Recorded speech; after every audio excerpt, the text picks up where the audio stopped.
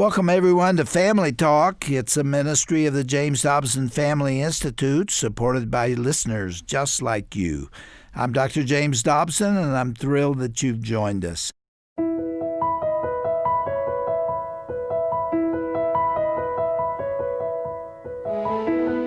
According to a report from the CDC, 55% of teens, both boys and girls, are sexually active by the time they reach 18 years of age.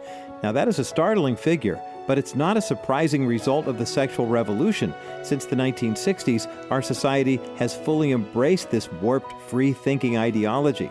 And sadly, the effects of that quote-unquote movement continues to wreak havoc on today's youth, particularly in the classroom. All over the country, radical and progressive curriculum is being perpetrated upon young minds. Gender fluidity, same-sex quote-unquote marriage, and sexual perversion is openly taught, oftentimes without parental consent or knowledge. So what can be done to fix this crooked view of sexuality in our culture? Well, on today's Family Talk broadcast, we're going to address these concerns through the conclusion of Dr. Dobson's conversation with Lori Kuykendall, who is the president and CEO of the Medical Institute for Sexual Health, an organization founded by our good friend Dr. Joe McElhaney. Last time on the broadcast, Lori and Dr. Dobson examined the disastrous effects the sexual revolution has had on American society.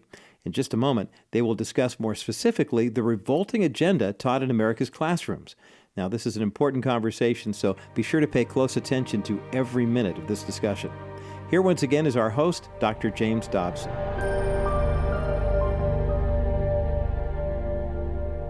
Lori, I've been reading about a struggle in the state of Texas over this issue of abstinence, and there's apparently a life and death struggle that's taken place.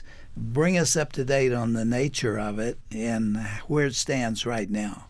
Yes, thank you for asking about Texas. I know you have a heart for Texas also. I do. But it's interesting because about a year ago, some national groups, the Comprehensive Sex Educators, closely aligned with Planned Parenthood, Advocates for Youth, the Sexuality Information and Education Council of the United States. These are kind of the players in sex education. SECUS, that's correct. Yeah. SECUS came to Texas and they held a press conference on the steps of the Capitol building. And they said it was time to take Texas. They knew that the State Board of Education had called for the health education standards, the Texas Essential Knowledge and Skills, to be revised. They were written originally in 1998. So last year, when they knew it was time to review these standards, they called it a once-in-a-generation opportunity to take Texas for comprehensive sex ed.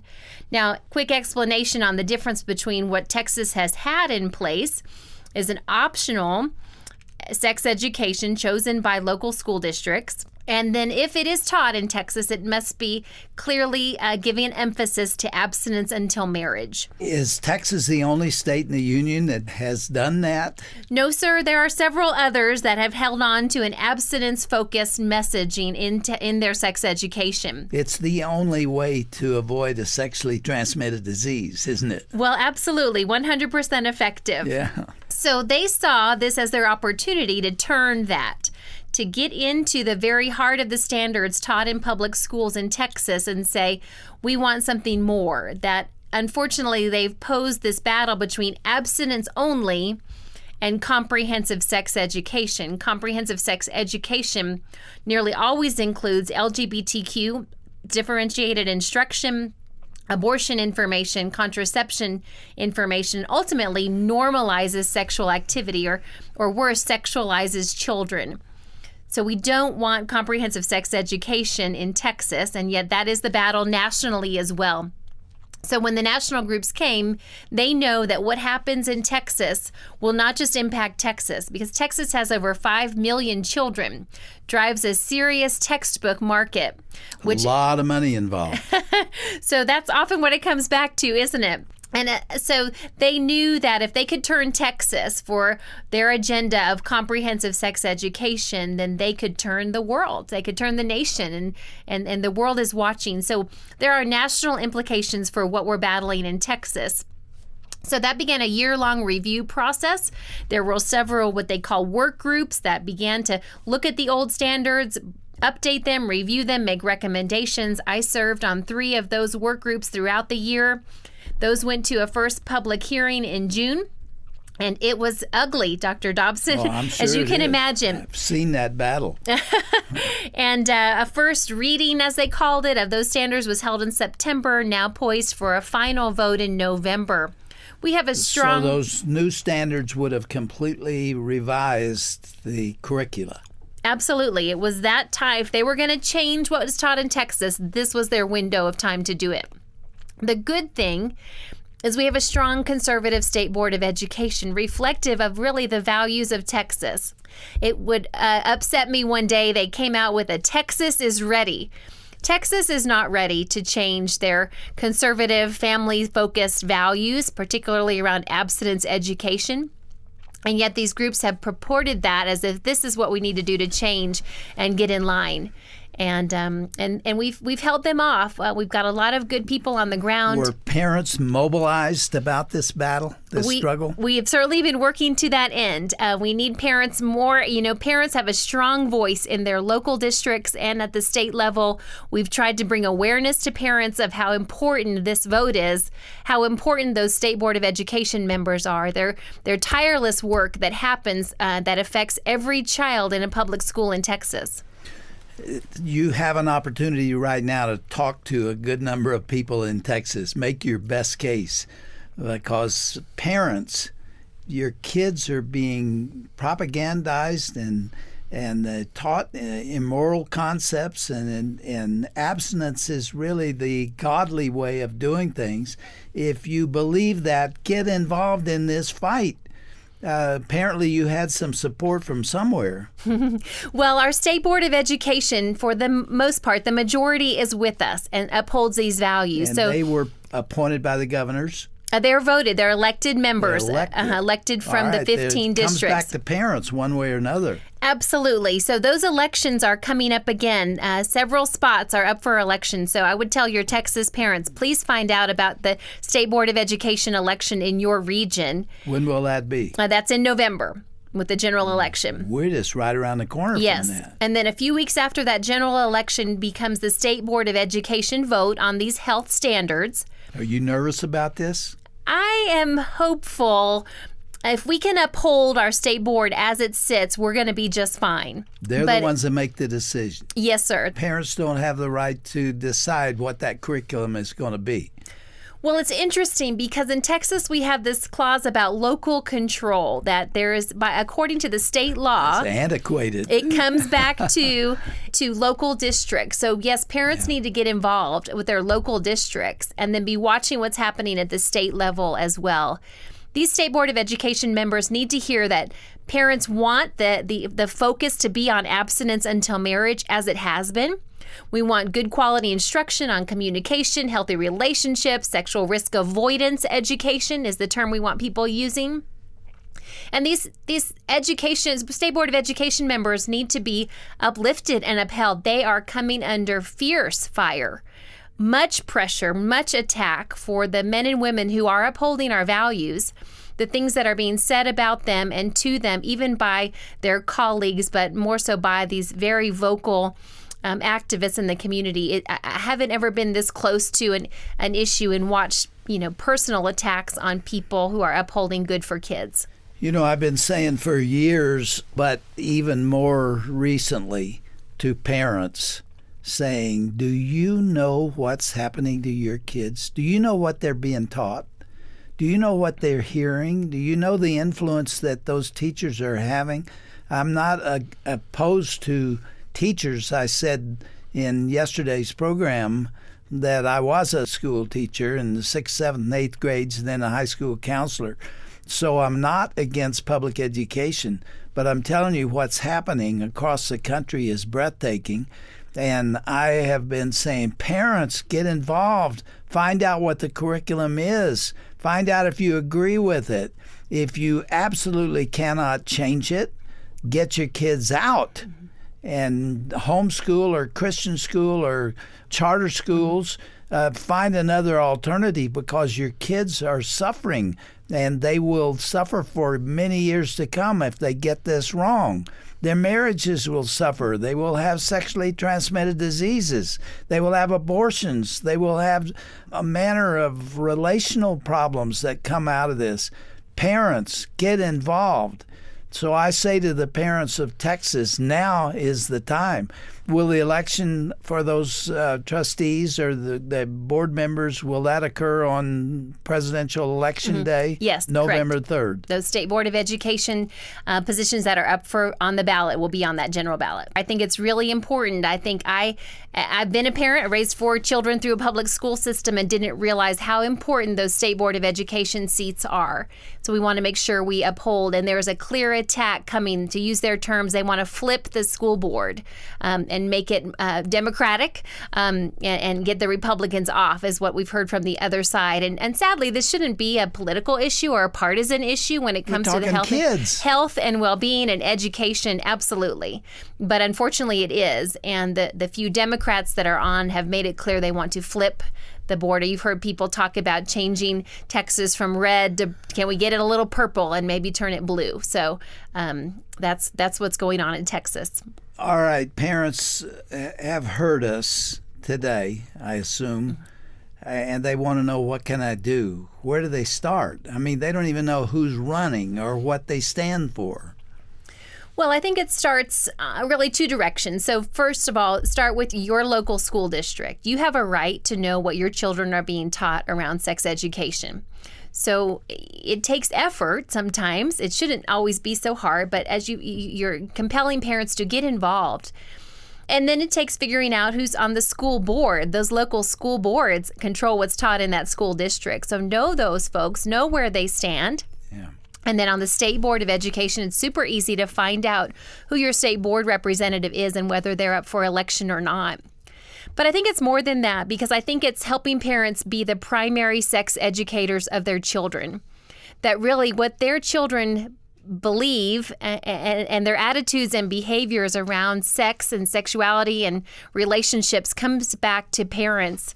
I think parents have lost sight of their very powerful role, the power of parents to uphold truth. If your children are taught truth so well, clearly and consistently from you and your family's values, that can be from your faith values, from your family values, from your heritage, what's best for them. If they know it so well, they'll know the counterfeit in an instant, and they won't have to be pulled away by the lies.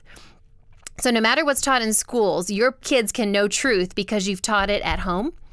And I think we talked about sexual revolution, and parents of that generation or who maybe didn't choose this themselves often feel like they can't call their kids to a higher standard themselves, or they're not sure what to say or how to say it. We've got to help equip and empower parents to be the primary sex educators of their children. We're talking to Lori Kuykendall, President and CEO of the Medical Institute for Sexual Health.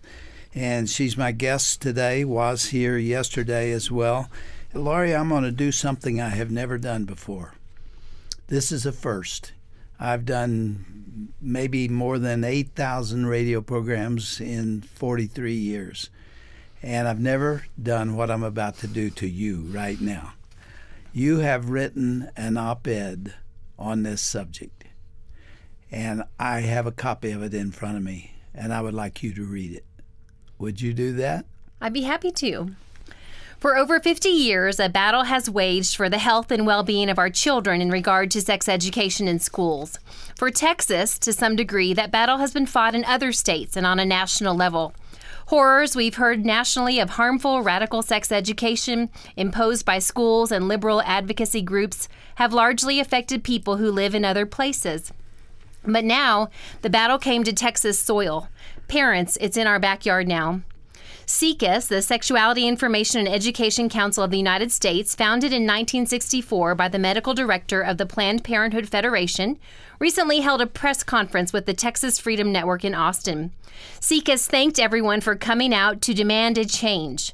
The two organizations have teamed up to try and take advantage of this so-called once-in-a-generation opportunity to change course from Texas's long-standing commitment to abstinence-focused education.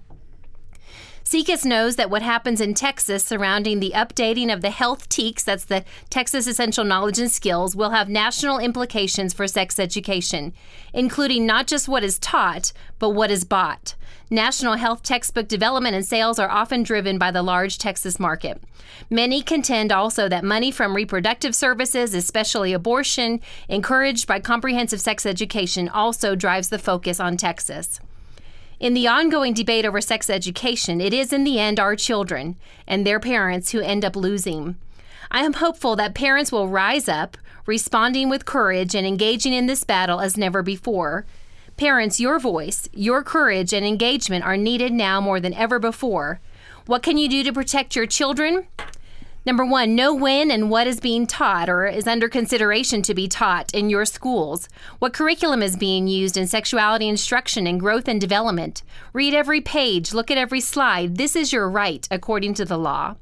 Second, find out about your district's school health advisory council. When are they meeting? Who is serving? By law, parents are to make up the majority of this required district committee, overseeing all human sexuality instruction. Number three, are you concerned? Are your friends concerned? Speak up and speak together. Know that you are not alone and that one of the enemy's strategies has been to eliminate you. You know what's best for your kids. And fourth, know the health and science that support your family's values. You will have more credibility focusing on what is best for children, for their physical, mental, emotional, social, and spiritual health. Parents are sometimes discredited as being too moral, religious, or political. Progress can be made focusing on medical accuracy and prevention. According to the Power to Decide, the campaign to prevent unplanned pregnancy, when asked who most influences their decisions about sex, teenagers continue to say their parents. For youth ages 12 to 15, 52% say parents and just 17% say friends. And perhaps surprisingly, for youth ages 16 to 19, parents come in at 32%, still ahead of 28% for friends. Parents, you matter most when it comes to helping your child make the best decisions for their health, both for today and for their future. Now it's time to defend your family and your family's values and engage in the battle over sex education in your backyard. Lori, that is so well written and well read, and I appreciate you doing it. Now, I want our listeners in other parts of the country to understand what we just did.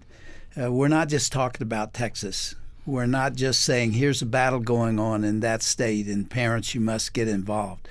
This is a national and an international battle. There's an effort to control the minds of kids throughout Western civilization, and certainly here in the United States. In some states, the battle is already concluded and it's been lost, like California being one, Massachusetts is other, many of the northeastern states, there isn't even a discussion anymore, but there should be.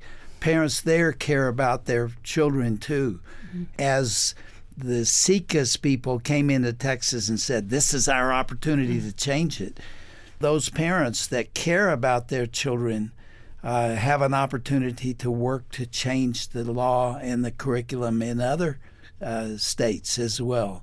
So that's the reason you're on the air today, not just to talk about your battle, which is so important, but to also talk about the rest of the kids in this country. My heart aches for them and what's going on. They're being distorted and warped and twisted.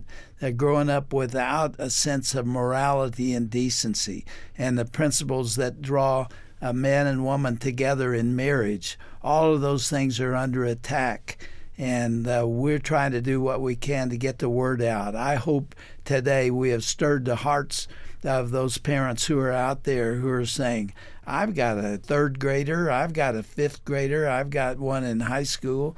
I wonder what's going on there. I wonder what they're being taught. I'm going to go find out and then talk to other parents and see if there aren't others who feel like you do.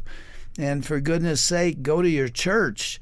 Conservative Christian churches have a right to know and to be involved too, and they need to be organized. I would like to start a movement even from this distance. I won't lead it, but a lot of what you're doing is part of the effort to lead in this arena, and it is so important because it's not only the physical welfare of our children, but it's their emotional and spiritual welfare as well. And I appreciate your taking the time to write that, and thank you for reading it and for bringing this information to us. Is there anything else you want to tell parents about this issue? Well, I think parents need to know the power that they have to bring their children up in their values and to offer perhaps a better life even than they chose themselves in this area around sex and relationships. But know that is absolutely the strategy of those who oppose us, those who are pushing comprehensive sex education, or worse, they sometimes call it abstinence plus education. Lori, explain what abstinence plus is. I think I know, but it could go both ways. Abstinence plus is a phrase that those who push comprehensive sex education have tried to use to get out ahead of us as they try to like to stay. So it's abstinence plus comprehensive sex education. It's abstinence, but if you're not abstinent, it's kind of tricky, isn't it? Absolutely. And if you think about the dual messaging, right? We want to give clear messages and clear direction to our children. Abstinence plus says, well, abstinence is great, but if you don't, that's fine. Just be protected and consensual in your sexual activity. If you think about McDonald's selling hamburgers, they don't say, our hamburgers are great, but you can go down the street to Burger King's for a good burger also. That's dual messaging. Yeah. Abstinence plus is a dual message. It's not abstinence getting the attention it needs or the direction or the clear message. It's absolutely sugarcoating it, trying to get a hold of and trick parents into thinking this is good. Abstinence plus is dangerous. So parents are no longer the experts for their children. That makes my blood boil. Yes, Do sir. You know that? Absolutely. Parents are considered barriers to service. So know that that's the strategy and why you feel frustrated and perhaps disempowered. And you've got to know that you are the parent. Your child, even the research I just stated, says that they will hear louder from you than they will hear from anybody else. So parents have got to speak up. It's not just so much that you can, and I want to encourage you, you can do this. Whether it was done for you or not, you can do this. But even louder than that, they need to hear you must do this, parents. You've got to talk about these topics. And may I tell you that if you can talk about sex, you can talk about anything.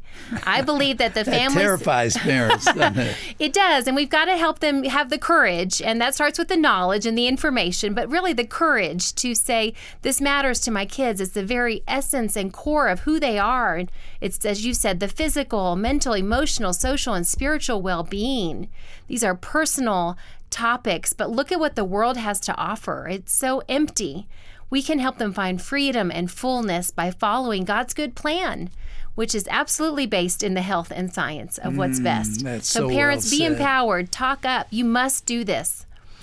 Going back to the Medical Institute for Sexual Health, do you have materials available for parents to understand more about sexual health, sexually transmitted diseases, and the treatment of them and other things? Do you have materials like that? Yes, sir. Books, brochures, information sheets, online trainings, and we can come to your community. We want to be about helping parents be equipped absolutely as the primary sex educators of their kids. Give us your address.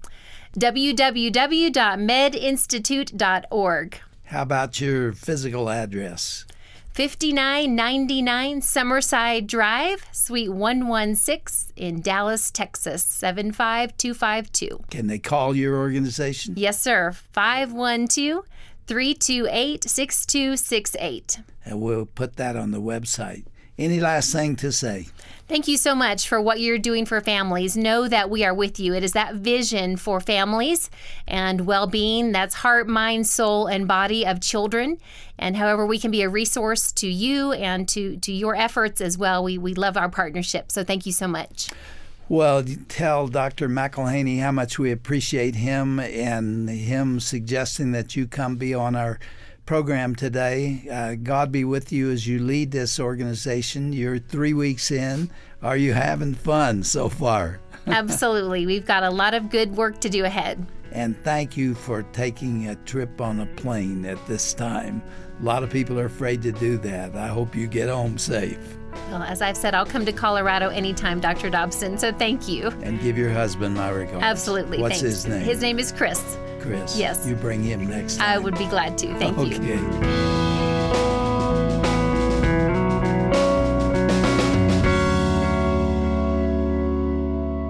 two thought-provoking programs about the devastating impact of the sexual revolution, both on our society and in the classroom.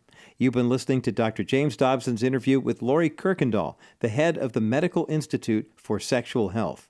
Connect with this organization by visiting today's broadcast page at drjamesdobson.org. Their site is full of helpful resources and advice from moms and dads parenting in this obscene society. Also, while you're on our broadcast page, be sure to request a CD of this interview to revisit again later. You'll find all of this when you go to drjamesdobson.org and then click on the broadcast page. Well, that's all the time we have for today. I'm Roger Marsh, thanking you for listening and for your faithful financial support of this ministry. Be sure to join us again next time for another edition of Dr. James Dobson's Family Talk.